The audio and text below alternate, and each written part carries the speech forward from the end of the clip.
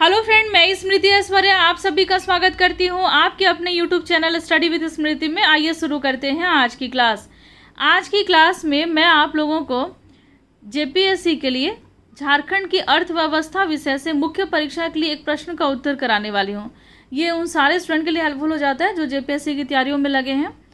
और आज का जो प्रश्न मैंने लिया है इससे मैंने मुख्य परीक्षा के प्रश्न पत्र 5 से लिया है और प्रश्न पत्र जो 5 है उसमें झारखंड की अर्थव्यवस्था विषय से प्रश्न पूछे जाने हैं और इसमें बेरोजगारी की स्थिति आप लोगों को पढ़नी है झारखंड की।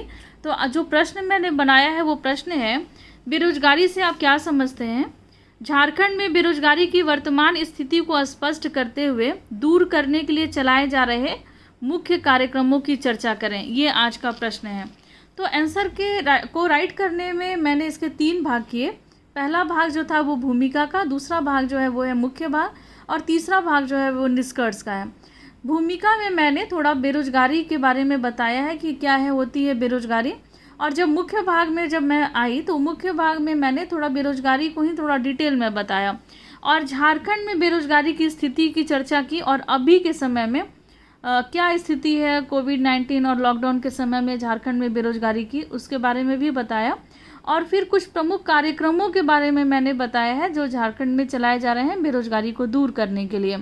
और फिर इसके बाद मैंने निष्कर्ष लिखा है। तो सबसे पहले हम लोग भूमिका को देखते हैं। किसी भी व्यक्ति के द्वारा सक्रियता से रोजगार की तलाश किए जाने के बावजूद जब उसे काम नहीं मिल पाता है तो यह अवस्था बेरोजगारी कहलाती है। यदि कोई व्यक्ति बहुत तत्परता के साथ और बहुत सक्रियता के साथ अगर वो रोज़गार तलाश कर रहा है, वो काम ढूंढ रहा है और उसको रोज़गार मिल नहीं पा रहा है तो ये अवस्था क्या कहलाएगी? तो यही अवस्था कहलाती है बेरोजगारी। इसे सामान्यतः बेरोजगारी दर के रूप में मापा जाता है और इसको मापने का क्या तरीका है? तो बेरोजगारी दर, जिसे श्रम बल में शामिल व्यक्तियों की संख्या में से बेरोजगार व्यक्तियों की संख्या को भाग देकर प्राप्त किया जाता है। तो ये बेरोजगारी दर कैसे निकाला जाता है?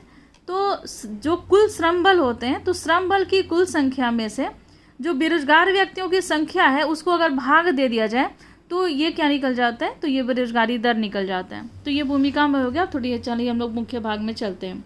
सामान्य रूप से आर्थिक रूप से सक्रिय 15 से 59 वर्ष की आयु वर्ग के व्यक्ति अगर लाभदायक रूप से नियोजित नहीं होते हैं तो उनको बेरोजगार माना जाता है।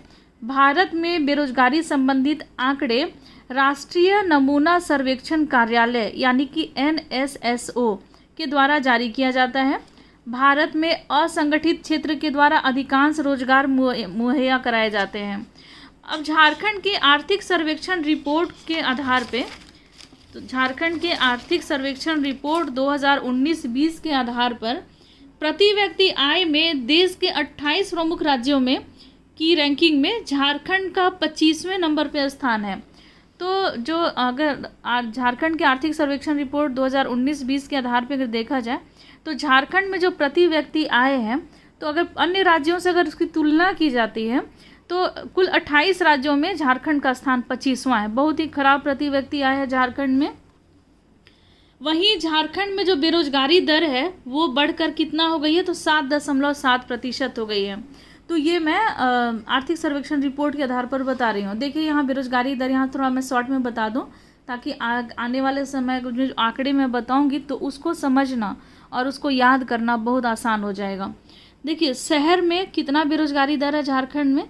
तो 10.5% बेरोजगारी दर है झारखंड में, झारखंड के शहरों में।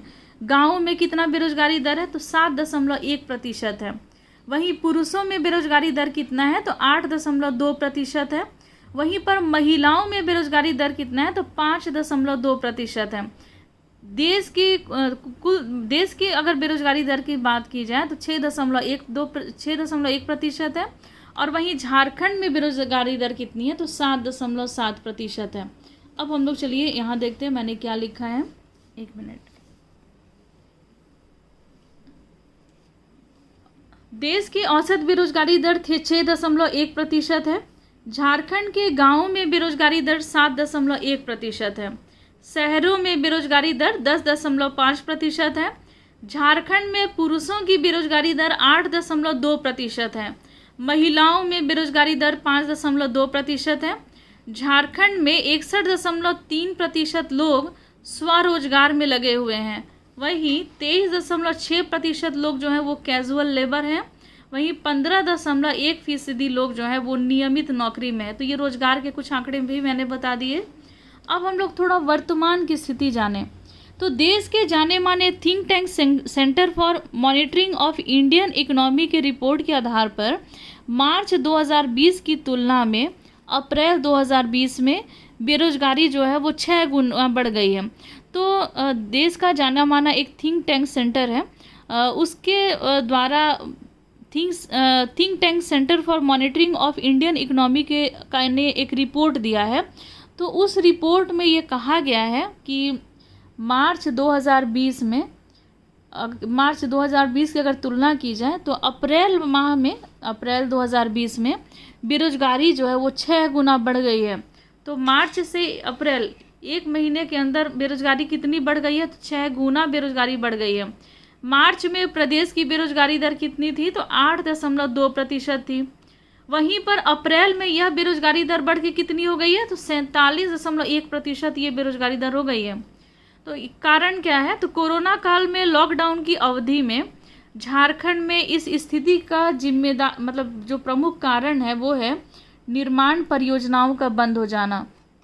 निर्माण परियोजना जो बंद हो गया लॉकडाउन की स्थिति में, तो इससे बहुत सारे झारखंड के जो लोग हैं वो बेरोजगार हो गए, जिस कारण से मार्च में जो बेरोजगारी दर 8.2% थी, अब वो बेरोजगारी दर अप्रैल में कितनी बढ़ गई है? तो 47.1% बढ़ गई है।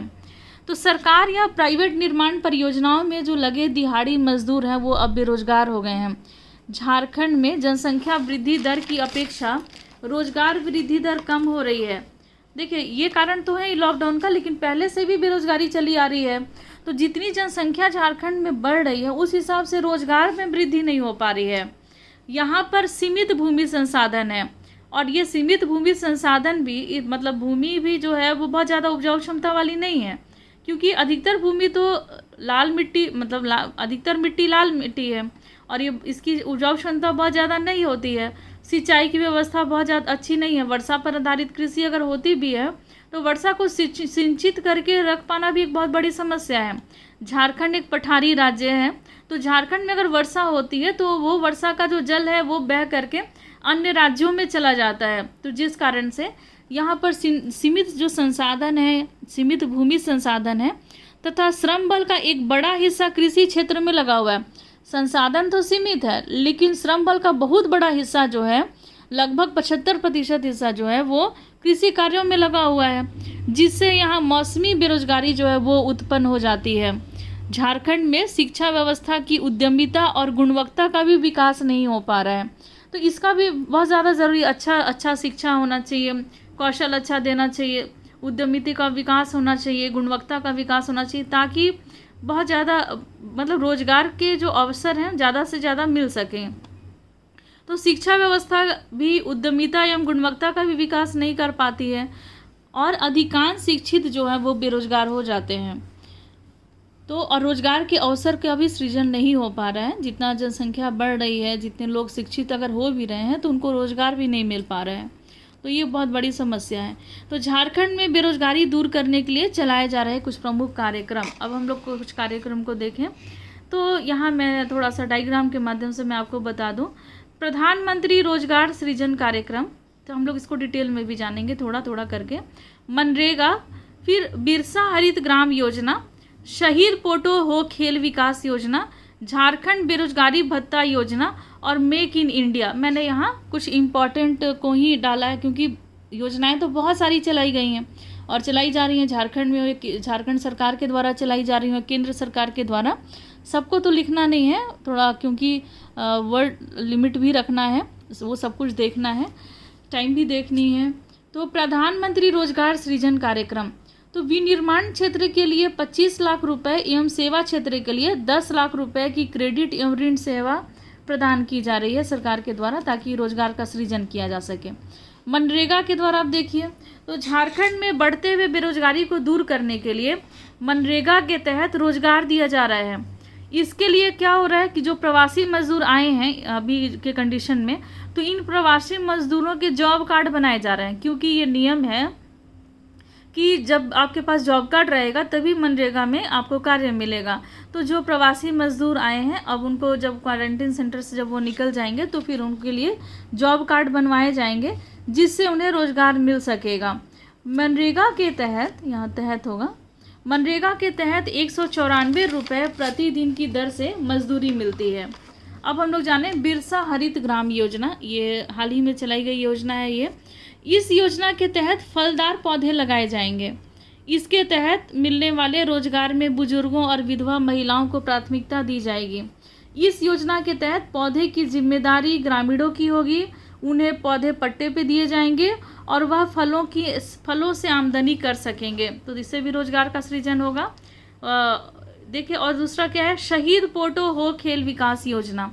इस योजना के तहत सरकार हर पंचायत में खेल का मैदान तैयार करेगी और खिलाड़ियों की प्रतिभा को निखार करके राज्य में खेल कोटा से आरक्षण के माध्यम से नौकरी का प्रावधान किया जाएगा, तो इससे भी रोजगार सृजन हो रहा है। जल समृद्धि योजना, जल संरक्षण के विभिन्न अवसंरचनाओं का निर्माण। राज्य की वार्षिक जल संरक्षण क्षमता में 5 लाख करोड़ लीटर की वृद्धि का प्रावधान किया गया है। मनरेगा के तहत 10 करोड़ मानव दिवस का सृजन किया जाएगा। फिर अब है झारखंड बेरोजगारी भत्ता योजना 2020। झारखंड सरकार ने इस बेरोजगारी भत्ता योजना को राज्य के सभी शिक्षित बेरोजगारों, युवा एवं युवतियों के लिए शुरू किया गया है। झारखंड में जो शिक्षित बेरोजगार हैं, जो युवक और युवतियां हैं, उनके लिए बेरोजगारी भत्ता जो है वो शुरू की गई है।